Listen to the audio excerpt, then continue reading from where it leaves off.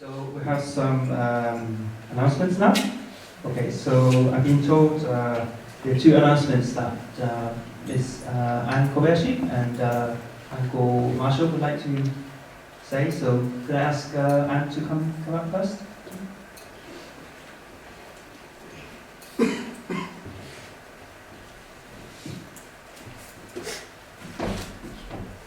Good morning, everybody. This is just a small reminder about the study group on Friday evenings, because since the Japanese sisters left us, the numbers attending is getting lower and lower. We have almost nobody attending now. So I'd like to encourage anybody who's interested to come along. Please bring your guest or just come by yourself. And it's at 7 o'clock. Every Friday in the cafeteria, we read words from the Chonsong-gyong, we have discussion, we pray, and we have tea and coffee together. You're all very welcome. Thank you.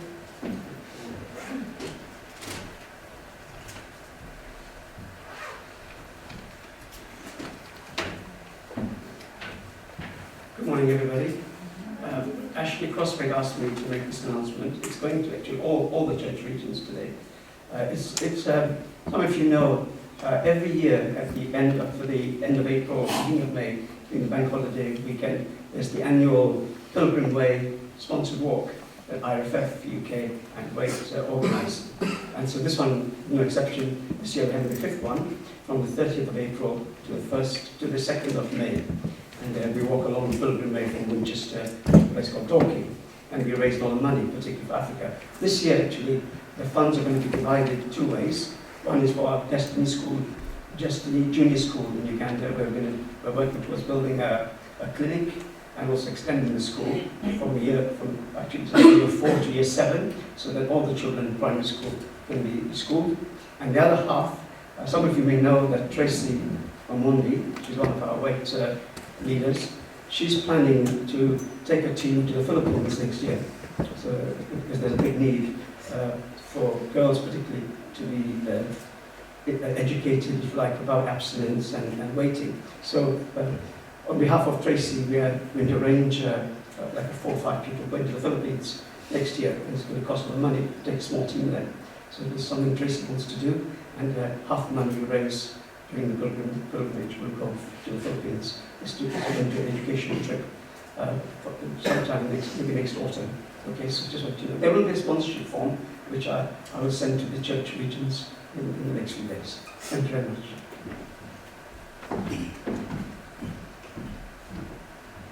Thank you, Anne Marshall. Okay, so the other announcements include the ones that are on the slide there. So there will be ABC half-day seminar at Association of British Clergy on Saturday next week for half-day. The venue will be here in Lancaster Gate. And the theme of the seminar will be the principles of one nation under God. And the main speaker will be Reverend Dr. Willie Wood Weston. So, yeah, so I think that's starting from 12 o'clock and then finishing at 6 p.m. on that same day. There will be a family and relationship healing introduction seminar on the 14th of April. From 7 o'clock to 9:30. This will be held at South London Peace Embassy. There will be a 59th European 15-day DP seminar from the 1st to 15th of July 2016, and this will be in Slovakia. So also now we are preparing for children's summer camp for children aged 8 to 11 years old, starting on the 28th of July to 3rd of August in Cleve House. So if you're interested in this, please contact Chris Lebas from North London Church for the details. And we have one, not sad announcement, well, kind of sad, that we are actually going to miss 2 members of our congregation, Matthew and Eniko-san, who will be leaving to Germany in a couple of days, is that right? Yeah? Okay. So we would like to maybe wish them luck. So good luck. Do you want to say one word or two? Yes? Okay.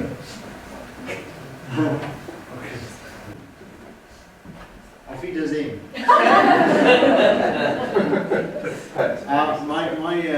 My father escaped from Germany in 1938, and just last week I became a German citizen because my father escaped from Germany.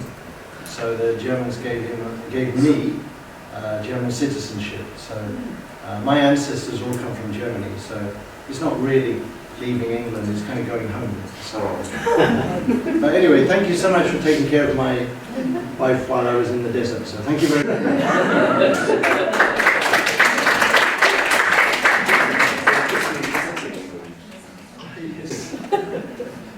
Okay, so thank you very much. So I believe you're going to West Germany, right?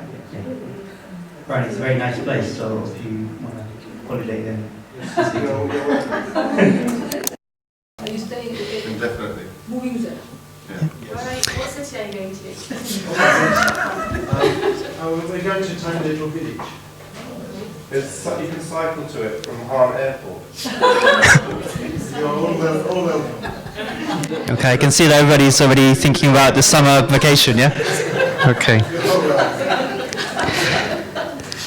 Okay, so just to finish the announcements, there'll be, please come to True Parents Day Pledge Service, which will be held here at 7 o'clock on the 7th, Thursday.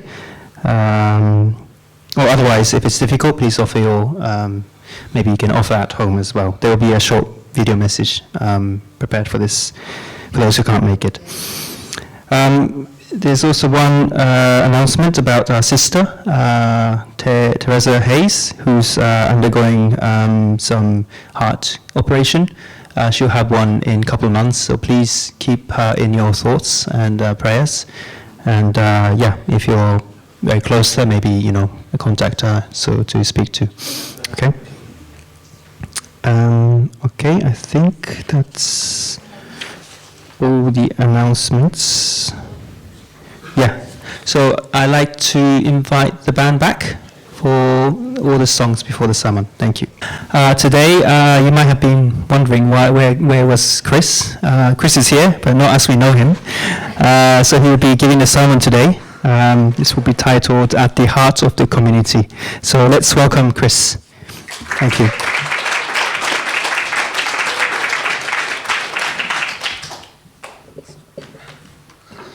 Negotiate.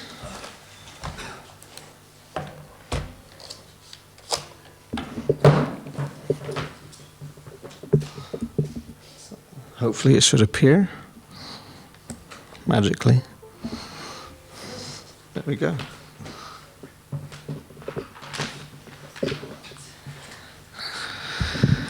Good. Okay. So I'm going to talk to you today. Maybe it'd be easier if I sing my message. So I was, Mr. Hashi asked me to give a sermon. He gave me a lot of notice. He gave me almost 2 months' notice,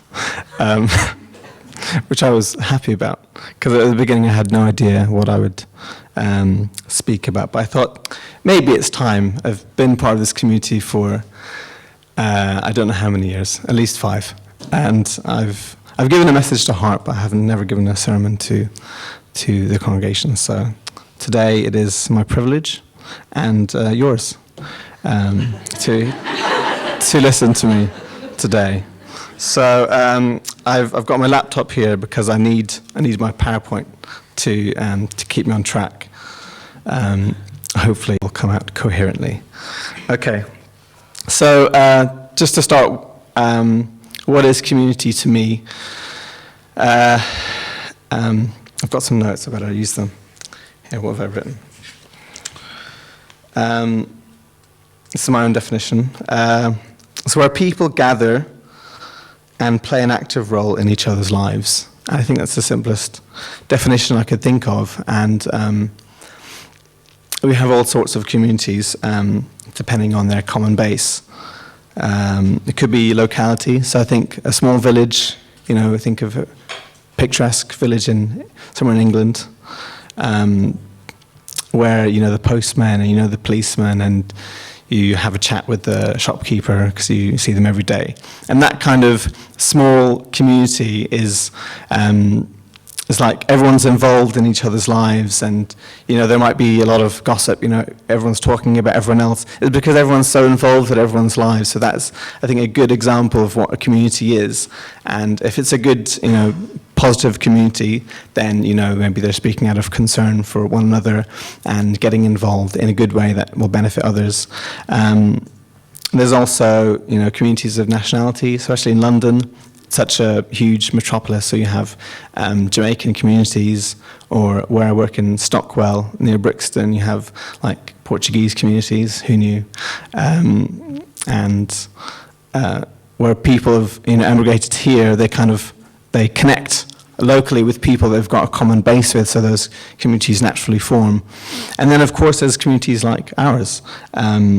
We're from different backgrounds, nationalities, even we come from different creeds. Our parents might have had different faith backgrounds, but we're joined together by faith, and so we are a faith community, and hopefully none of you will dispute that.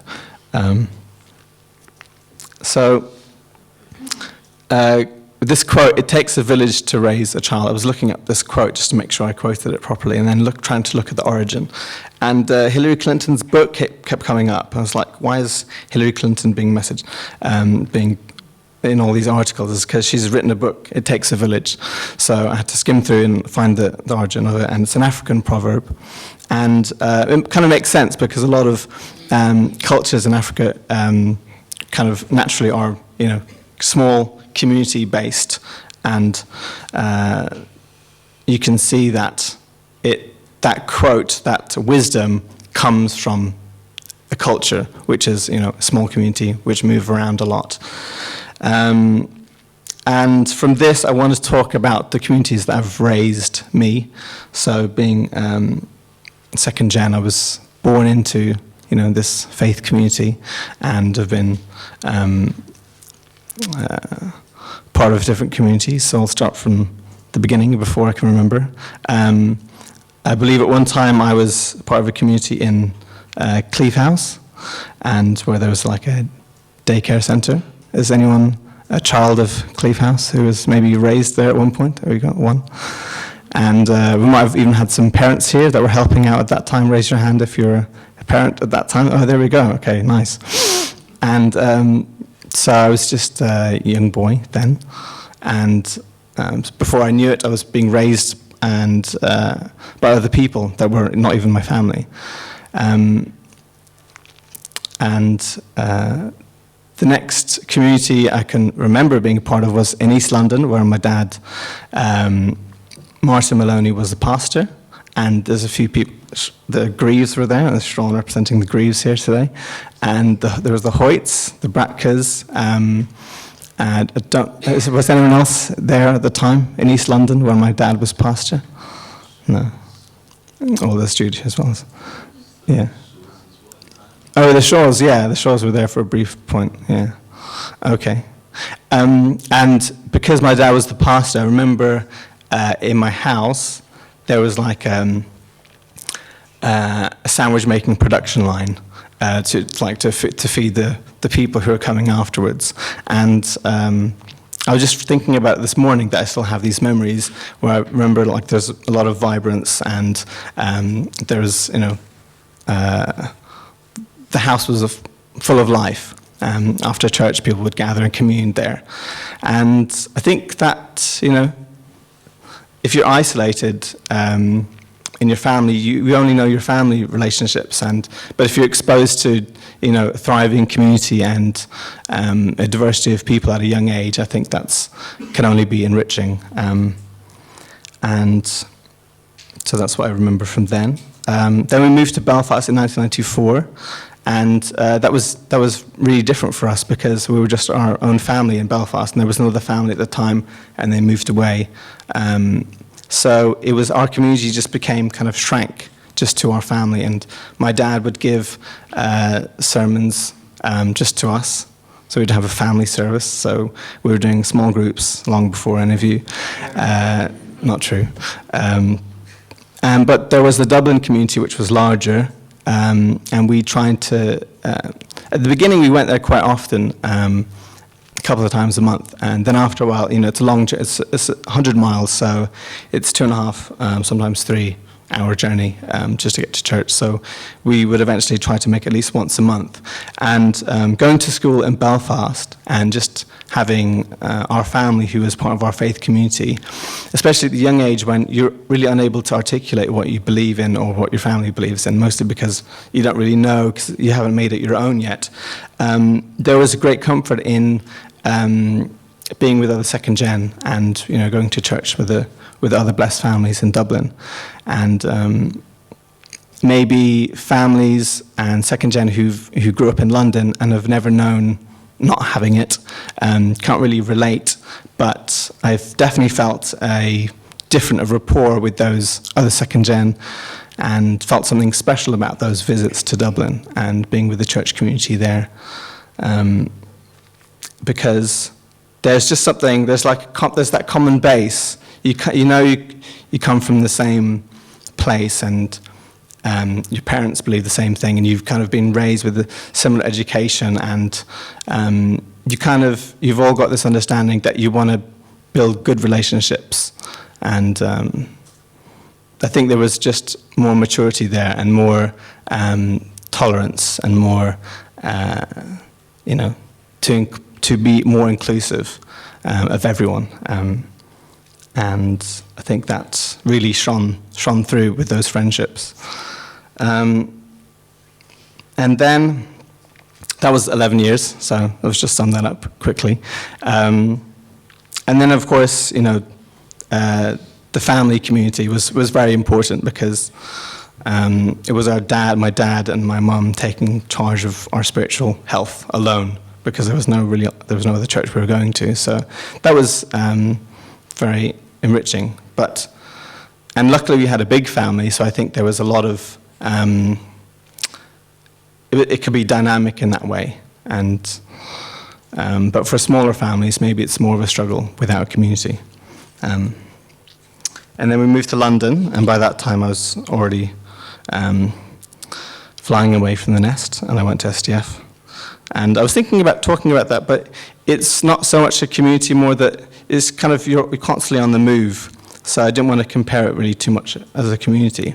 But again, there's that common base of faith, and we're trying to meet God and figure out our own life of faith, make it our own. I want to talk about the 4 great realms of heart and really put that in the context of community. And you all know what the 4 great realms of heart are. It's in one of the family pledges. I'm not sure which one. So we recite it, and I think it's one of the more relatable family pledges. Like, we read through all of them, and this is the one that I think, oh well, this kind of feels attainable. I know what it is to start with, and it kind of seems like, yeah, as natural progression of growing in love. And because of its simplicity, I feel like it's a very valuable tool, because it's not overbearing. You don't feel like like you're not good enough for it. It's like you're already in it. You already know what children's love is, and hopefully siblings' love, and you know that you're progressing to, have a pure husband and wife relationship one day and be parents. And I think everyone has this desire to have a family and have kids one day, and it's important to kind of know how we can progress to be at the maturity to have those things. So it's like they're just there's only 4 realms of heart, but does that mean there's only 4 types of relationships? I want to go into that in a little bit. In the context of the family, these realms of love are easy to describe and define, so I think it's a useful tool. But in the community, there are all kinds of relationships we can have. So if we look at children's love, it could be that between the Sunday school student and the Sunday school teacher, or someone learning guitar from Jude, one of Jude's students, because they're imparting wisdom, and that person needs to be completely receptive to receive. And they show their love through respect or admiration, or just willingness to learn, all those kinds of things. And the siblings' realm of love is, there's too many examples to really go through, but if there's a family, mum and dad, and they have 2 boys, and they're a happy family, the boys can learn about how to get on with each other, but if they've got no sister, they might, and they're in an isolated community somewhere, they might struggle a bit when it comes to, understanding women's brains and why they're so different and why they're reacting this way and all those kinds of things. But if you have a community, and of course, most people go to school, so they relate with people of the opposite sex. And that's important, just to have these many types of relationships between brothers and sisters, and between older peers, and showing an example to younger peers, and those kinds of things. And in a school environment, those relationships aren't always very positive. The older peers will not really talk to you, or they will maybe not be a big brother or big sister. They will just ignore you because you're in the younger year than them. And because you've been treated that way in the school environment, you might feel inclined to treat others that way below you. So although we have these relationships in other types of communities, we're not really learning how to expand our heart and love more types of people and love at a greater level. So that's why having meetings together and having many types of relationships with people who can represent people, others different from our own family, that's why those are important. And then there's parental love. It could be that of an auntie to a nephew, from a teacher to a student, wanting them to succeed and reach their potential. So each realm of heart encompasses many types of relationships. Who can tell me which realm of heart does not follow this rule? Which realm of heart is different and distinct? It does not describe The one you've highlighted. the one I've highlighted. Well spotted. Keen eye from Simon. So except conjugal love, which is reserved between husband and wife, and of course, so one man, one woman. But all the other relationships kind of describe many types of interactions in which we can learn to love different people. And because I think we talk about unity, but if there's someone in our community who we find weird and annoying and we still don't like to talk to them, or we're dismissive of a person that we work with, that kind of thing, how can we expect to create unity if we are not able to, get over this obstacle? And you probably know this already, but there are weird people everywhere. So it's not just, in your workplace or in your church community or where you live. They're everywhere. So, and they just might just think of things in a completely different way from you. And so you just don't get them. So you think, well, I'm not going to bother. But I think if we take an active approach to understand others, our heart can grow. So the family is the school of love. We all know this quote. I was looking it up on the internet as well to see where it came from. And the top 4 results were from our movement, so I think we can say this is kind of one of our mantras.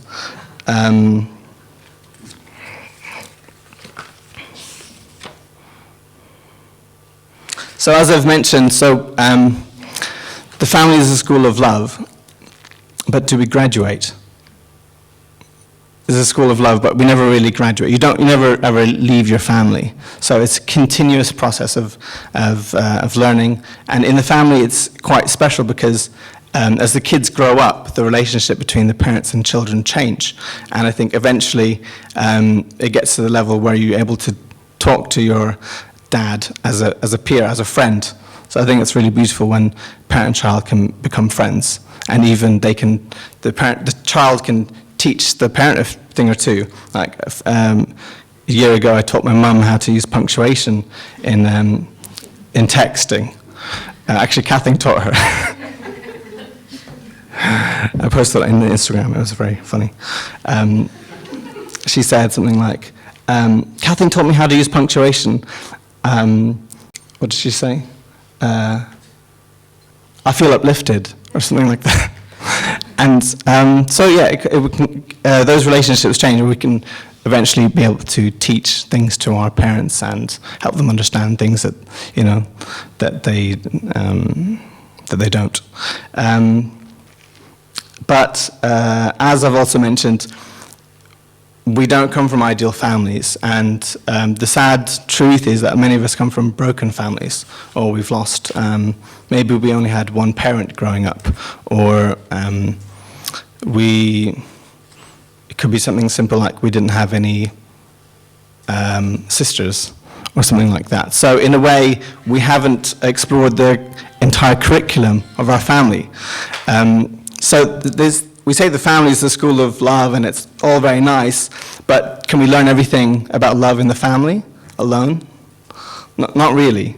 So I think where families, where the limit is reached, is kind of learning the basic relationships in those 4 great realms of heart. But I would even go on to say that community is the higher education of love. It's because we're continuously learning. It's like, as I've said, you know, all those relationships that you couldn't experience in your own family, that is where the community is there for. How many of us live with, you know, extended family nearby? Put your hand up if you have any extended family nearby. Nearby, good. How much time do you see them, AJ? Every Sunday. We always meet up every Sunday. That's great. I would love to have that. And I think extended family is the kind of the most organic community, because we have those, you know, to live with your grandparents, even as a parent, and you're meant to be the sole responsible person for your child, just to have that elder figure who's kind of been through it, that must be such a comfort. And to have, well, and as long as they don't get too meddling. Let's talk about, you know, a good extended family, a supportive extended family. But there's a potential for that loving support, and that God wants to give all of us to reach us through many avenues, dozens of different ways that God is trying to love us and helping our hearts grow. So our community, let's bring it to where we are. How am I doing on time? I'm okay. So in this community, we have got a lot of people, you know, coming and going. It's kind of the central hub. So students who come here, they stay for a while, and then they have to go back off to their country or continue studying somewhere else. And it's like having new lifeblood and then having to say goodbye. So it's kind of bittersweet.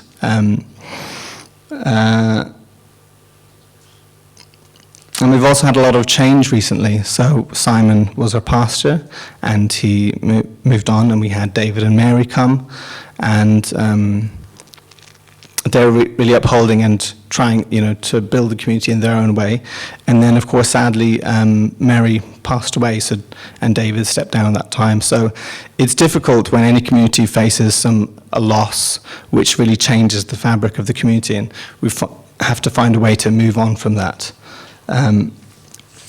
It's also perhaps not the most practical place to meet as a community. Who traveled more than half an hour to get here this morning? Who traveled an hour or more? Wow, okay. So people travel for more than an hour to get here. And I'm putting that in the con list and the pro list, because it's not like we're in a village and church is 5 minutes around the corner, and you get up out of bed and you have your tea, and then you walk for a nice stroll, and you're at church on time. But people make an active effort, a big effort often, to come to church here, and that is a reflection of that person's willingness. If they didn't really want to come, they wouldn't. So I think that the fact that people make an active effort to come here from all parts of London is that's a positive thing. And we also have resources here. We have this building and the cafe, and that space downstairs is also really nice, just to have that community feel, that time just to talk, just to mingle with our friends and with our aunts and uncles, and to have that time after service is really valuable. So I think we can be proud of having this resource. We've also got a thriving Sunday school, and they're down there with the Wamado lessons from Hyoju, and I think it's really inspiring. And with the workshop that they had over Christmas, it was packed almost twice over from kids who are coming from elsewhere. So it's a really positive thing. If you have a thriving Sunday school, young parents can know that this is maybe somewhere that they can bring the children. We've got the church council, so despite all the changes that we've experienced, stuff still gets done, and we're able to continue move forward as a community and send out those communications, those things. So we're interconnected. Despite meeting on Sunday, we can still be connected as a community and hear about each other, each other's activities, that kind of thing.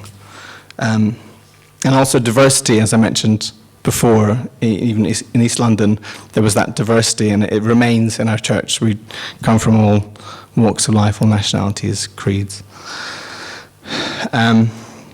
So what draws this community together? It is faith. Faith in God and faith in true parents. I wouldn't be here if it wasn't for the holy marriage blessing that my parents received in 1978 in this room. And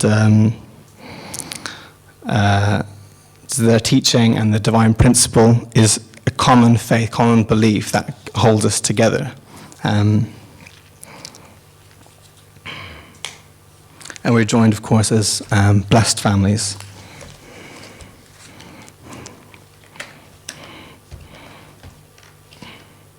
I don't want this to fall. So, moving on. Finally, at the heart of the community. So, what do you think it is? What do you think is the heart of community? Any suggestions? You can say God or love, that's fine. Relationships? Okay, well, trust Simon to hit the nail on the head. So I really believe that the heart of the community is the give and take of love between us. So the heart of the community is never one person. It's not even the most giving person in the community, but it's the relationship perhaps that person can form with all others. And because, as we know in the principle, that is where God meets. We can meet God and pray to God vertically in the realm of, the first blessing, in maturing and perfecting ourselves. But in our relationships, God comes down in that space between us to revel in the love that we share together. So God can meet at the heart of any relationship between any number of us. And if you take the number of people and times it by to put that to the power of itself, it would be 80 factorial and would be, I don't know, something 100 trillion possible relationships. And I think that's precious. I mean, that's kind of the wonderful diversity of God's loving relationships here, even between us in this room alone. So the heart of the community is not tangible. It's it just exists between us in the love that we give.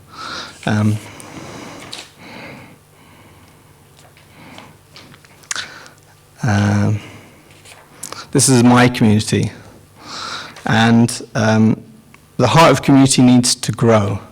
So that means that there should be more loving relationships between more of us. And between some of us, I think we have strong friendships and strong relationships. But there are more potential relationships there. and more love we can share. And we perhaps don't reach out enough to others. And standing here, and before coming to service today and for the past week or so, I've been thinking about eventually, while talking, I will make myself a hypocrite. But that's okay. I think better to be an outspoken, admitted hypocrite than someone who never says anything and never shares their dreams and is, in a way, a coward to not express a vision of themselves that could be better despite not being there. So this is my community, and I wish more of us could really feel that it was my community, to think it won't exist without me. Like, if I don't come, the community is not there. To have that feeling that you are the heart, you can be part of the heart of this community. Take responsibility for it and take responsibility in it. You could offer a sermon, you can speak to Mr. Hashi, or you can become an MC and receive training. If you don't feel you're that confident, we will give you the support that you need to become an MC. You can speak to me about that. If you want to help with the logistics and the service management team, you can speak to me and Mr. Hashi. You can speak to Kaz and Sunhi if you're interested in helping HARP. It's so beautiful when someone comes and they're just offering their support. As Emiko has done so many times in preparing a service day or holy day, she would come and she'd already have an idea of what to offer. And that was just such a support for me, because it was always difficult to reach out and find, who's going to perform here? And when Emiko would come, it was really nice, yeah. And when that support is offered, everyone can be uplifted. And I think if there was more of that, it would be really beautiful. And just the last point on that, the surest way to stay connected is to be involved. And I know some people don't feel that connected to this church, and perhaps they're not even here today. But I think the surest way to be more connected is to really involve yourself more. And I'll just use the analogy of a field. It just came to me yesterday. It takes a lot of work to till a field, to remove the rocks, to lift up all the soil, turn it over, to make it arable land, to sow seeds, to grow crops. And once all that investment is put in, that time and effort, it can bear great fruit. But if the field is left fallow for too long, it will become unfarmable eventually and take more effort to make that field arable land again. And I think a lot of effort has gone into this community to make it a place where people can receive inspiration and experience the love of God through prayer, through the worship we have, or simply through the relationships that are here between us. And if we look to the future of what kind of community we hope to have for our kids not yet born or growing up, then we need to think about, what community we're building now so that it's ready for the future. And it doesn't matter if you stay here or move elsewhere, but to have that active attitude in building, in inserting yourself in a community, and having the attitude of this community won't exist without me, taking responsibility for it.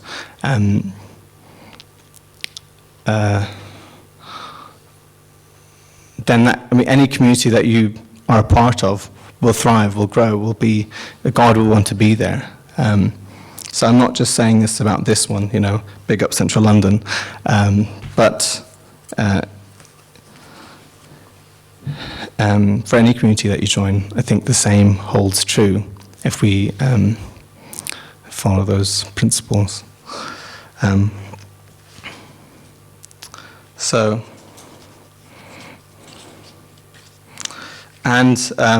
just in conclusion,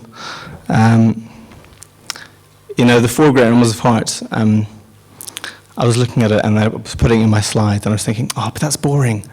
And then I was thinking again, it's not boring, it's beautifully simple. And the ideal of creation is for each individual to become mature, to relate with God freely. And I don't think any of us are there yet. But the community is the place where we can, keep on going that way, bettering ourselves. We're often disappointed and disheartened by not being able to better ourselves professionally in our own lives, feeling that that sense of accomplishment. We need accomplishment to be free. It's in the divine principle. There's no freedom without accomplishment. And I feel that now more than ever, because the school I'm at is kind of like, they said they might offer me this teacher training for free and everything, and yet they're not really obliged to give me the training. And although I'm getting good experience in teaching for myself, I just feel kind of strung along, and it is a bit disheartening. I like the teachers I work with. In the end, it kind of comes down to management, and I feel like I need to do the best for myself, but I'm a bit torn in that area, but in the end, that is not where the majority of my sense of self should come from, even though I let it be. It should be in the loving relationships that I'm able to make with anyone I meet, and I think that is proof of of the heart we're growing.